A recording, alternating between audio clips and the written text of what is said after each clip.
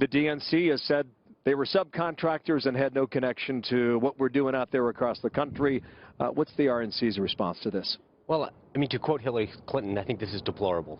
The idea that you would hire somebody, contractor, subcontractor, employee, in any way, shape, or form, to create violence at an opponent's event or rally is just disgusting. I mean, that's not what we're about as a country. One of the allegations, just so our viewers know if they haven't seen it, is that they are talking about a Trump rally specifically in Chicago. Right, which ended up about in 6 violence. months ago. And yes, it was. It ended up in violence, and we've seen this now. We just saw in North Carolina, one of our county headquarters was firebombed. I'm not saying there's any connection at all, but the idea that you would incite violence as a means to protest another candidate or hire somebody or in any way condone is just deplorable. And the idea that right now you've had utter silence from the Clinton campaign on this tells you something. I mean, they should be out there saying there's no way, shape, or form we're associated with this. We're disgusted by this. They're plenty of outraged every time Donald Trump opens his mouth and says something, or there's a tape or a disclosure from 10, 15 years ago. But when an instance like this gets revealed, they have nothing to say. Well, the other thing on this tape that shows how people get paid, and they take you through details. Right. The DNC pays, blah, blah, blah. They go, blah, blah, and then level we get paid. of which they went through to make sure that nobody could find how this organization was paid is unbelievable. I mean, there's 4 or 5 steps to make sure that nobody connected the dots. Until they revealed it on that tape, you would have never known.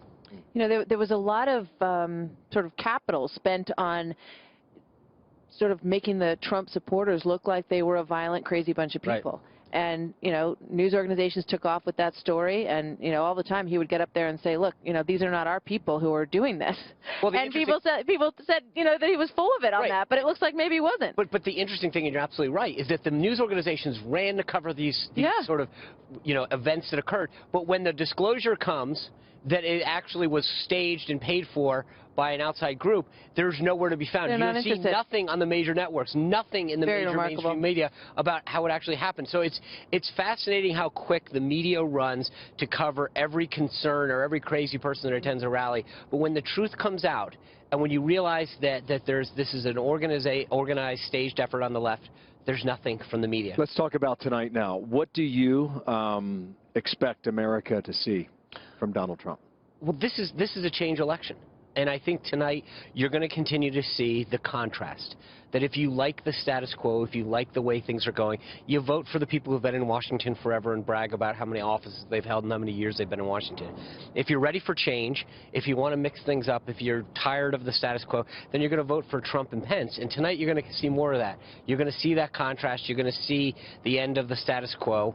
And so once again, Donald Trump's got to make that closing argument that says, if you're ready for change, I'm your guy. In terms of fitness to be president, that has been one of the things that she has poked at over and over. And the polls show that maybe he's vulnerable on that. How does he fix that tonight? I think he has to remind people, look at fitness for president.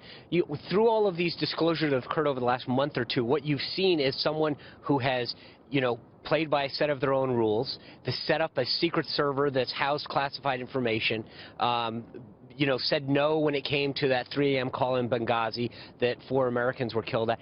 There's over and over again, if Hillary Clinton wants to talk about fitness to serve, she better be ready to play, because she's the one with a record that hasn't lived up to that fitness to serve. You just heard Jennifer Griffin talk about 2 things specifically. They feel good about the polls on Hillary Clinton's team, and they also feel as if she can run out the clock. What would you say to that, Sean? Well, I think that there are 20 days to go. And as I mentioned at the outset, this is a change election. I think Americans, if she was ready to run out the clock, the polls wouldn't be where they are. Everything's within the margin of error right now. This is a tight race.